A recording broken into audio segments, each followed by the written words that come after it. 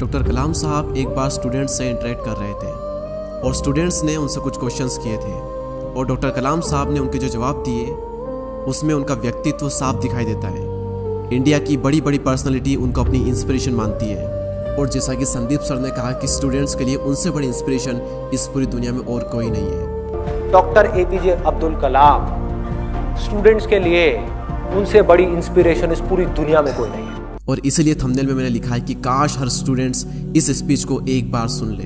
तो आज फिर से शब्द सारे कलाम साहब के होंगे। मैं तो बस उन्हें आवाज़ देकर हिंदी भाषा का प्रयोग करके बहुत ही आसान भाषा में आप सबके सामने ला रहा हूँ, हिंदी में से डब कर रहा हूँ। तो आइए बिना किसी देरी के हम शुरुआत करते हैं। ठीक है, तो अब आप लोग मुझसे क्वेश्चन पूछिए। सिर्फ 5 क्वेश्चन हम लेंगे। कौन कौन पूछना चाहेगा? ठीक है, क्वेश्चन क्या है जल्दी बताइए। Good evening sir. Good evening. आप किस क्लास में पढ़ते हैं? सर मैं 10th क्लास में पढ़ती हूँ, मेरा नाम गायत्री मोहन है। सर मेरा क्वेश्चन ये है कि रामेश्वरम से तो राष्ट्रपति भवन तक ये एक बहुत ही बड़ी उपलब्धि है और इसके बारे में कोई सोच भी नहीं सकता। आप लेक्चर दे रहे हैं, अपना क्वेश्चन पूछिए।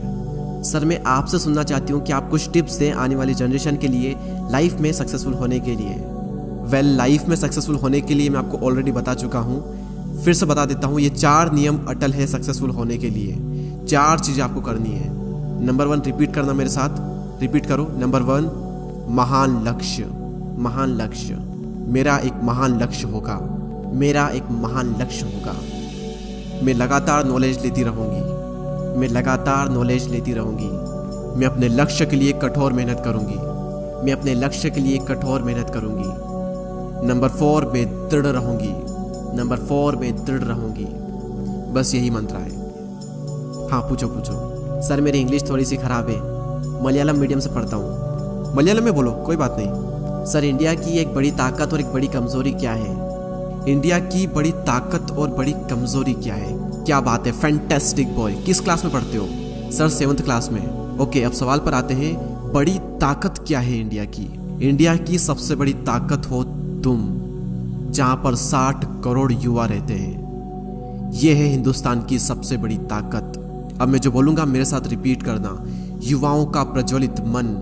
युवाओं का प्रज्वलित मन। धरती के ऊपर, धरती के ऊपर, धरती के नीचे, धरती के नीचे और धरती पर, और धरती पर सबसे शक्तिशाली चीज है। सबसे शक्तिशाली चीज है। तो भारत का युवा और युवाओं का प्रज्वलित मन हिंदुस्तान की सबसे बड़ी ताकत है। और तुमने पूछा कि इंडिया की सबसे बड़ी कमजोरी क्या है। ठीक है, कमजोरी भारत बिना मिशन के एक कमजोरी है। एक देश मर जाता है अगर उसमें मिशन नहीं है तो, कोई उद्देश्य नहीं है तो। और सेम चीज लाइफ के साथ में भी है। बिना मिशन के जीवन मर जाता है, उसी तरीके से बिना मिशन के एक देश भी मर जाता है। तो हर राष्ट्र का और हर एक इंसान का अपना एक मिशन जरूर होना चाहिए। ठीक है, अगला क्वेश्चन। सर मेरा क्वेश्चन ये है कि एक साइंटिस्ट और एक भारत के राष्ट्रपति के रूप में आपकी सभी महान उपलब्धियों में से आप किस उपलब्धि को सबसे मूल्यवान मानते हैं? देखिए, मैं पर्सनली बिलीव करता हूँ कि मैं एक टीचर हूँ और जब मेरे एक स्टूडेंट ने PhD की थी तो वो मेरे लिए एक बहुत ही शानदार अचीवमेंट था, मैं ये मानता हूँ। ठीक है, अगला क्वेश्चन पूछिए। अरे क्या बात है, आपका नाम क्या है? सर विष्णु दिनागत। कौन सी क्लास में पढ़ते हो? सर 5th क्लास में। आपका ड्रीम क्या है? सर मेरा सपना है कि मैं एक IAS ऑफिसर बनूं। क्या बात है, आप बहुत ही स्मार्ट लड़के। मुझे बताइए आप एक IAS ऑफिसर क्यों बनना चाहते हैं? कोई बात नहीं, कोई बात नहीं, मेरे साथ रिपीट करो। एक IAS ऑफिसर के रूप में, एक IAS ऑफिसर के रूप में मैं करप्शन को रिमूव करूंगा। ठीक है, अब क्वेश्चन पूछिए। सर मेरा क्वेश्चन ये है कि क्या आप लव, कंपैशन और ग्रेटिट्यूड यानी कि प्रेम, करुणा और कृतज्ञता के बारे में कुछ कह सकते हैं? प्यार वो है जो हमें माता पिता से मिलता है, उसका कोई मूल्य नहीं है। करोड़ों रुपए दे करके भी हम उसे खरीद नहीं सकते। तो प्यार वो है जो कि हमें हमारे माता पिता से मिलता है। इसलिए आज आप अपनी मम्मी को खुश करेंगे। क्या करेंगे? खुश करेंगे। कंपैशन यानी कि कृतज्ञता के बारे में अगर कुछ कहूँ तो आज जब मैं ट्रेवल कर रहा था तो 2 बच्चे थे और उनके माता पिता उनके साथ में थे। वो दोनों बच्चे फिजिकली सही नहीं थे, लेकिन जब वो फ्लाइट में एंटर कर रहे थे तो फ्लाइट में बैठा हुआ हर एक पर्सन उन दोनों बच्चों को इनकरेज कर रहा था, कंपैशन को शो कर रहा था, कृतज्ञता को शो कर रहा था। और यही है कंपैशन। और बात रही ग्रेटिट्यूड की, आभार प्रकट करने की, तो ये एक ऐसी क्वालिटी है जो कि हर इंसान के अंदर होनी ही चाहिए। हम एक उदाहरण से समझते हैं। आपने सूरज को देखा है? सूरज को, अर्थ को देखा है, पृथ्वी को? अरबों साल हो गए सूरज पृथ्वी को रेडिएशन दे रहा है, गर्मी दे रहा है, लाइट दे रहा है, और कभी भी सूरज ने पृथ्वी को थैंक यू बोलने के लिए नहीं कहा। कभी भी ये नहीं कहा कि मैं पृथ्वी को गर्म रखता हूँ, ठंड से बचाता हूँ, मैं लाइट देता हूँ, मेरे बिना आप सभी लोग मर जाओगे। कभी एक थैंक यू तक नहीं मांगा। और अरबों सालों में एक दिन भी ऐसा नहीं हुआ कि सूर्य ने अपना प्रकाश पृथ्वी को ना दिया हो। तो पृथ्वी को और हमें इसके लिए आभार प्रकट करना चाहिए, ग्रेटिट्यूड शो करना चाहिए। 5 अरब सालों से सूर्य ने लगातार हमें प्रकाश दिया है, तो ये है ग्रेटिट्यूड। तुम बहुत ही छोटे हो लेकिन क्वेश्चन बहुत ही अच्छे करते हो। गुड इवनिंग सर, आप किस क्लास में पढ़ते हैं? सर मैं 10th क्लास में पढ़ती हूँ। नेक्स्ट ईयर आप कौन सा सब्जेक्ट लेने वाले हैं? सर मैं बायोमैथ्स लेने वाली हूँ। उद्देश्य क्या है ये लेने का? सर मेरे माइंड में अभी आइडिया है कि मुझे इंजीनियर बनना है, एंड साइड बाय साइड मैं डॉक्टर को भी देख रही हूँ, लेकिन ज़्यादा मेरे माइंड में अभी इंजीनियरिंग है। ओके, अब मैं आपके साथ में एक बहुत ही अच्छा एक्सपीरियंस शेयर करता हूँ। जब मैं दिल्ली से तिरुवनंतपुरम ट्रेवल कर रहा था और लगभग 4 घंटे 45 मिनट हम फ्लाइट के अंदर थे, और मेरे पास में बॉम्बे का एक बहुत ही अच्छा बिजनेसमैन बैठा था, और उन्होंने मुझसे पूछा कि डॉक्टर कलाम आप कहाँ पर जा रहे हैं? तो मैंने उनसे कहा कि मैं चिल्ड्रंस को एड्रेस करने जा रहा हूँ। तो उन्होंने मुझसे कहा कि आप बच्चों से एक चीज़ ज़रूर कहना कि हमेशा अपने आप से क्वेश्चन ज़रूर करें कि मेरा पैशन क्या है।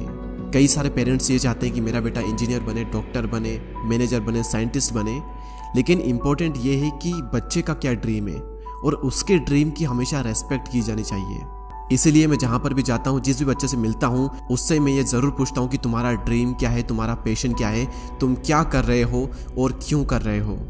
ठीक है, तो अब आप अपना क्वेश्चन पूछ सकते हैं। सर मेरा क्वेश्चन ये है कि आपने हमेशा इस बात पर जोर दिया है कि युवाओं का राष्ट्र के विकास में एक बहुत ही अहम योगदान होता है, तो क्या आप हमें ये बता सकते हैं कि कैसे हम राष्ट्र के विकास में अपना योगदान दे सकते हैं? देखिए, मेरे पास सभी विद्यार्थियों के लिए एक सलाह है, और वो ये है कि जब तक आप एक विद्यार्थी हो तो आपका केवल एक ही काम है और आपका एक ही उद्देश्य होना चाहिए, और वो ये कि अपनी शिक्षा में श्रेष्ठता प्राप्त करना। इसके अलावा बाकी चीज़ों के बारे में नहीं सोचना, क्योंकि जब तुम 12th पास कर लोगे या फिर किसी भी फील्ड में जाने के लिए, या फिर जो भी तुम्हें बनना है, डॉक्टर, इंजीनियर, मैनेजर, साइंटिस्ट, इसके लिए तुम्हारा परसेंटेज 90 से ऊपर होने चाहिए।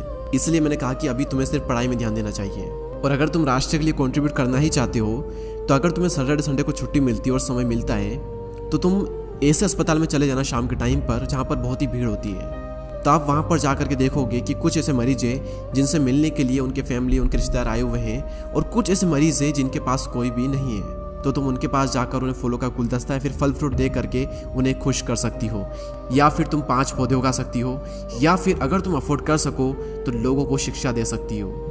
और तुम्हें लोगों को उच्च शिक्षा देनी चाहिए। वैसे ये सभी काम बात के हैं, लेकिन अभी तुम्हारा जो फोकस है वो अपनी एजुकेशन पर होना चाहिए। अब डॉक्टर कलाम साहब की बात को यहाँ पर मैं रोक करके आपको कुछ एक्सप्लेन करना चाहता हूँ, थोड़ा क्लेरिफाई करना चाहता हूँ कि अभी आपका पूरा फोकस एजुकेशन पर होना चाहिए। इसका मतलब ये बिल्कुल भी नहीं है कि आप बाकी फील्ड से दूर रहें। कलाम साहब ने उस लड़की को ये इसलिए कहा क्योंकि उसका गोल एकदम क्लियर है कि या तो उसे इंजीनियर बनना है या फिर उसे डॉक्टर बनना है, तो उस फील्ड के लिए उसे पढ़ना ही पड़ेगा और थोड़ा ज़्यादा पढ़ना पड़ेगा। लेकिन ये बिल्कुल भी ज़रूरी नहीं है कि हर कोई इंजीनियर, डॉक्टर या फिर साइंटिस्ट बने। ठीक है, अगर आपका गोल, आपका लक्ष्य सिर्फ एजुकेशन के फील्ड में आगे बढ़ना नहीं है, तो साइड बाय साइड अगर आप अपना कुछ चलाना भी चाहते हो तो आप चला सकते हो। Okay, next question. सर मेरा क्वेश्चन ये है कि हमारे देश में ब्रेन ड्रेन एक बहुत ही बड़ी समस्या है। हमारे देश के बहुत सारे प्रतिभाशाली युवा विदेश में जाकर के सेटल हो रहे हैं, जो कि हमारे देश के लिए बहुत ही ज़्यादा नुकसानदायक है। तो क्या सर इसका कोई समाधान है? देखिए, हमें इस समस्या के लिए किसी समाधान की ज़रूरत नहीं है, क्योंकि ब्रेन ड्रेन कोई समस्या नहीं है। इसलिए आप फिक्र मत करो, क्योंकि भारत में अरबों लोग रहते हैं, जहाँ से हर साल अलग अलग क्षेत्रों से लगभग 30 लाख विद्यार्थी निकलते हैं। तो अगर उनमें से 5-10 हज़ार विद्यार्थी विदेश चले भी जाते हैं तो इतना कोई फर्क नहीं पड़ता, क्योंकि जैसे इंडिया से यंगस्टर विदेश जाएंगे, वैसे ही कई सारे लोग विदेश से भी इंडिया आएंगे, जिससे कि ज्ञान का आदान प्रदान होगा, और इसमें कुछ गलत बात भी नहीं है। तो मेरे अनुसार ब्रेन ड्रेन कोई अभी बड़ी समस्या नहीं है। लेकिन हाँ, अगर कोई समस्या है या फिर ये कहें कि किसी चीज़ की ज़रूरत है, तो वो ये है कि हमारे पास में महान वैज्ञानिक प्रयोगशालाएं ज़रूर होनी चाहिए, जिससे कि जैसे अभी हम विदेश जाकर के शोध करते हैं, वैसे ही विदेश से वैज्ञानिक आकर के भारत में शोध कर सके। सर मेरा क्वेश्चन ये है कि हम हर रोज़ भ्रष्टाचार से संबंधित समाचार सुनते हैं, तो क्या आप कुछ उपाय बता सकते हैं जिससे कि हम भ्रष्टाचार को खत्म कर सकें या फिर उसे कम कर सकें? देखिए, अगर मैं आप सभी को करप्शन को ख़त्म करने का तरीका बताऊंगा, तो क्या आप सभी लोगों को करेंगे, मेरी बात मानेंगे? Yes sir. भारत में 1 अरब से भी ज़्यादा लोग रहते हैं, और यही 1 अरब लोग 200 मिलियन घरों में रहते हैं, यानी कि हर घर में लगभग 5 लोग रहते हैं। माता पिता एक लड़का और 2 लड़कियां, या फिर माता पिता 2 लड़कियां और 1 लड़का।